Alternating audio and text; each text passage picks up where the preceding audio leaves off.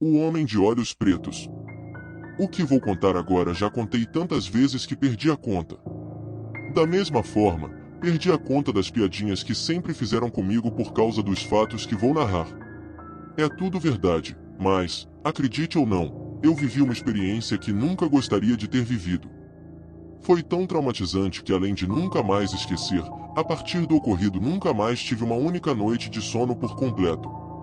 Ou sou acordado pelos pesadelos que tenho frequentemente, ou simplesmente não consigo dormir.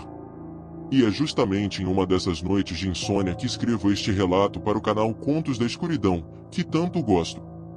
Confesso que já maratonei todos os vídeos, e por saber que vocês fazem vídeos com os contos da audiência, resolvi mandar o meu. Quem sabe?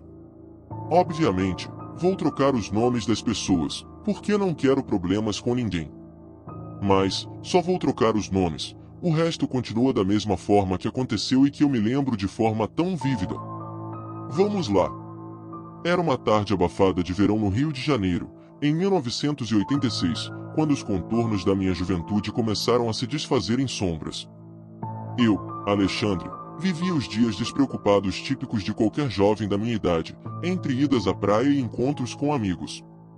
Mas tudo mudou quando um segredo veio à tona, revelando uma faceta obscura da vida que eu jamais poderia imaginar.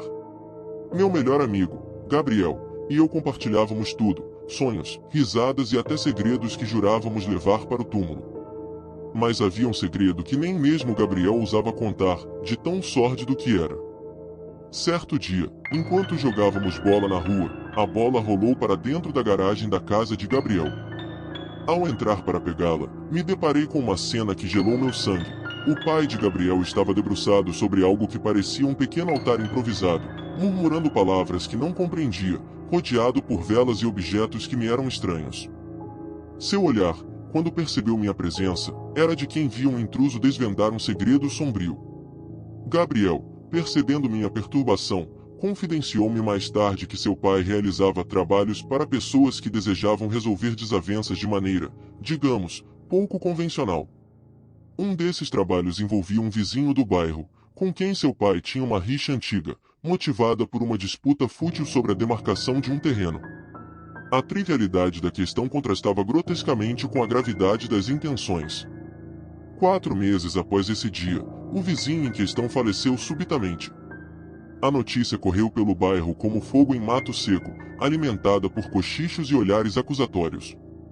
Mesmo sem provas, a suspeita de que a mão oculta do pai de Gabriel estava por trás daquela morte se instalou em meu coração, plantando uma semente de terror que logo germinaria em pesadelo.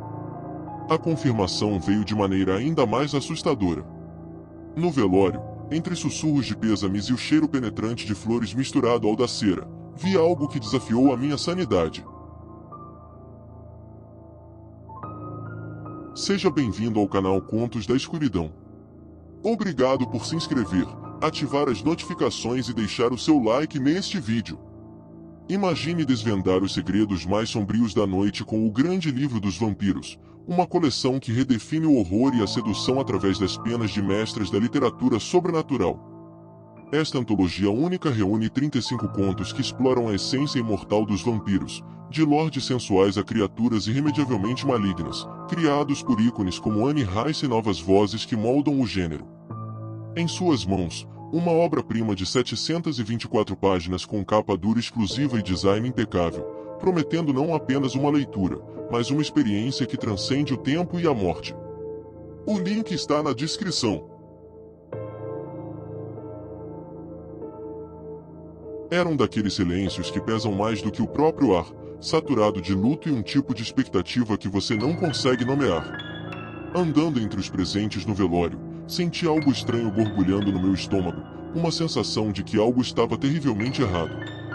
O caixão, posto à frente com uma decoração sóbria, era o centro de todas as atenções, cercado por flores que exalavam um perfume doce, quase sufocante, sob o brilho vacilante das velas.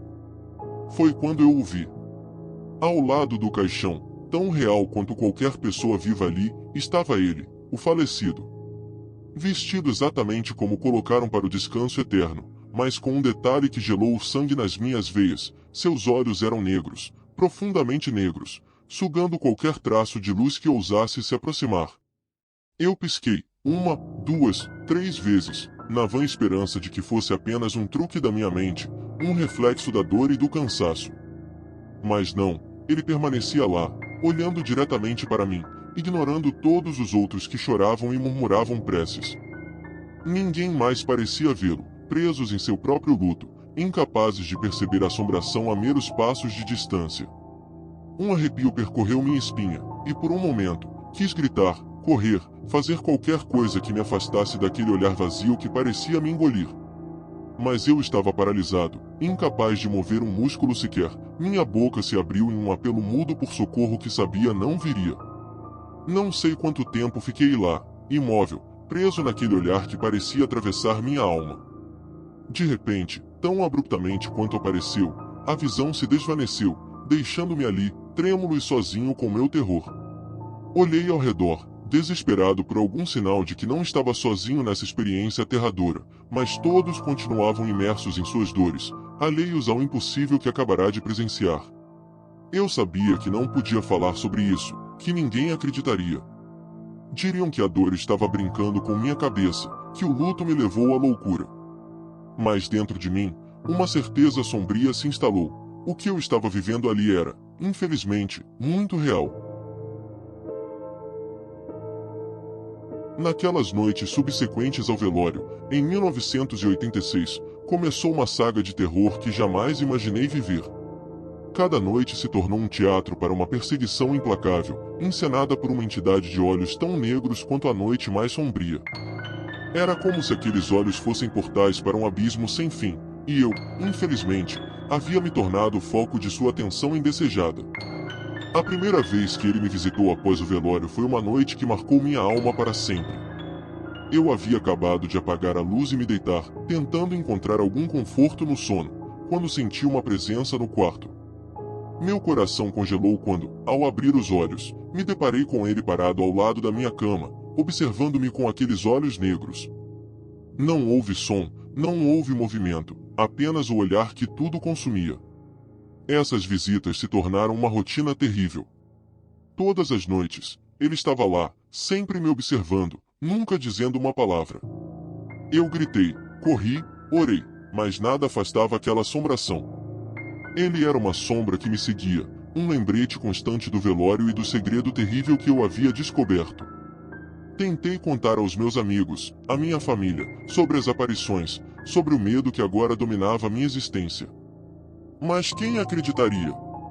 Eles viam meu desespero, minha insônia crescente, mas interpretavam como o luto por um vizinho, talvez até a culpa por saber do papel do pai do meu melhor amigo naquela morte prematura. Eles sugeriam terapia, descanso, qualquer coisa que pudesse tratar o que consideravam delírios ou alucinações. Mas eu sabia. Sabia que não era minha mente criando fantasmas. A assombração era real, tão real quanto a sensação de frio que invadia o quarto com sua presença. Eu estava sozinho nessa luta, uma luta para entender por que ele me escolheu para sua perseguição incessante. Cada noite era uma batalha, cada manhã um alívio temporário até a chegada da noite seguinte. Eu estava preso em um ciclo de terror, desesperadamente buscando uma saída, uma solução. Mas como lutar contra algo que você não entende? Contra uma assombração que parece ter escolhido você como seu único alvo no mundo dos vivos. Eu preciso deixar claro que nunca fui atacado, dessa forma como a gente vê em filmes.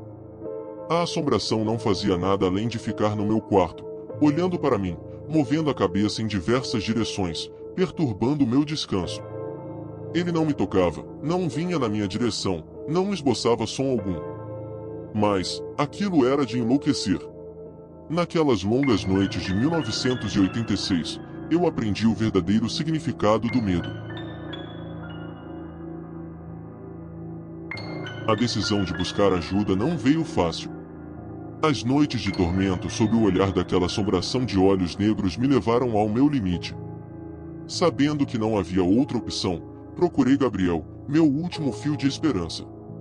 A conversa que tivemos foi tensa, carregada de emoções conflitantes.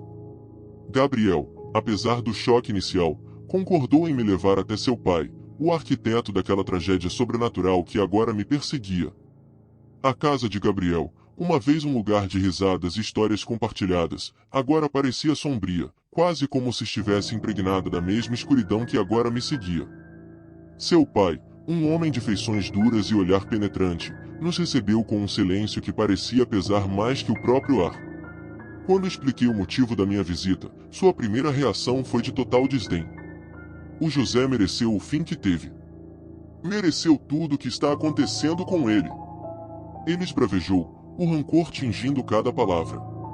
Faz parte da punição dele estar condenado a vagar, e você quer intervir? Por quê? Eu avisei para ele o que faria e ele riu de mim. Eu mal conseguia manter meu olhar no dele, sentindo o peso da minha própria culpa e medo. Mas havia algo mais, uma determinação que nem mesmo eu sabia que possuía. Então eu disse, eu não tenho nada com o problema de vocês, mas quem está pagando o pato sou eu. É no meu quarto que essa alma penada vai toda noite. Que culpa eu tenho para pagar essa dívida tão alta? Minha voz mais firme do que esperava. Você precisa me livrar desse pesadelo, senão eu enlouqueço. E além disso, ninguém merece esse destino terrível que o Senhor está proporcionando para ele. Houve um longo silêncio, onde apenas o olhar de Gabriel transitava entre nós, carregado de uma esperança tímida. Finalmente, o pai de Gabriel suspirou, uma expressão de relutância misturada com desprezo. Então ele disse, a sorte dessa alma penada e sua também é que meu filho tem você como um grande amigo e eu vou fazer isso por ele. Mas, você terá que ir ao cemitério e realizar um ritual de desligamento de alma. Tudo aconteceu no velório. A alma dele se ligou à sua quando ele percebeu que você conseguia vê-lo. E agora você vai quebrar isso. Eu concordei sem hesitar, apesar do medo que se enroscava em meu estômago. Ele me deu instruções detalhadas para o ritual, que envolvia um último jantar no túmulo da assombração, uma oferta de paz e libertação. Gabriel prometeu me acompanhar, e seu apoio no momento mais difícil da minha vida é inesquecível. Naquela noite, enquanto nos preparávamos para enfrentar o desconhecido, eu não consegui evitar o pensamento de que estávamos prestes a entrar em um território totalmente apavorante para mim, onde a linha entre o mundo dos vivos e dos mortos se tornaria tênue. Mas a possibilidade de me ver livre daquela alma penada valia todo o medo que eu sentiria. Seria a última vez. A luz da lua cheia banhava o cemitério, transformando cada lápide em um mudo espectador da cena que eu estava prestes a desenrolar. Meu coração batia forte, uma mistura de medo e determinação, enquanto Gabriel me ajudava nos preparativos para aquele que seria nosso último encontro.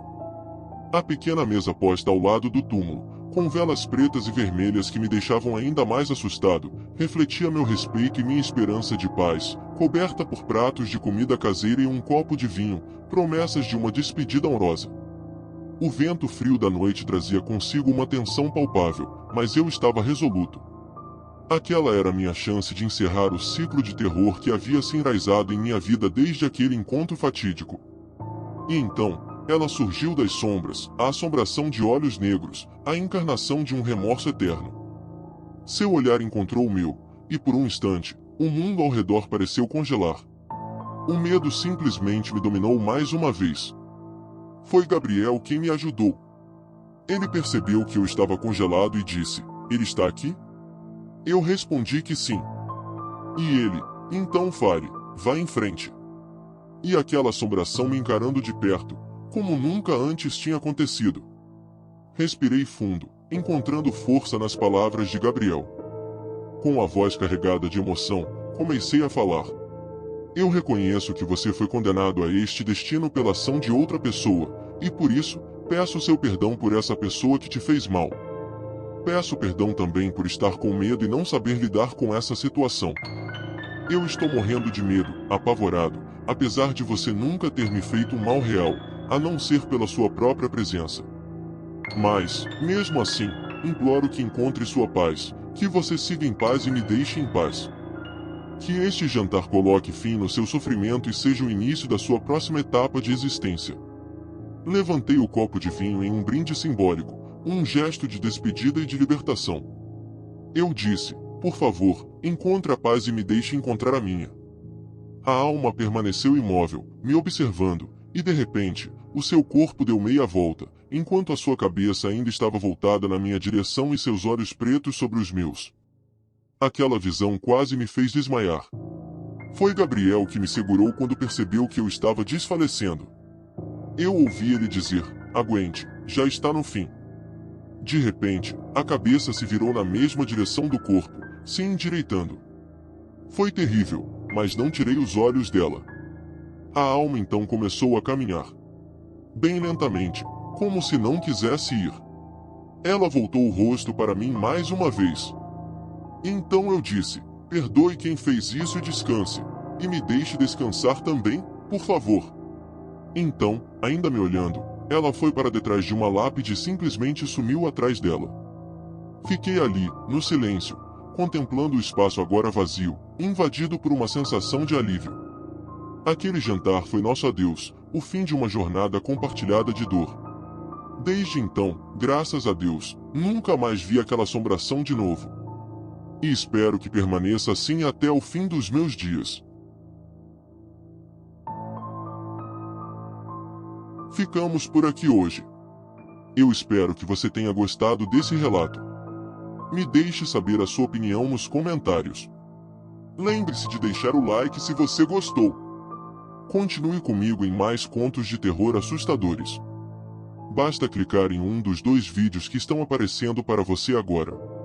Nos vemos lá dentro, se você tiver coragem.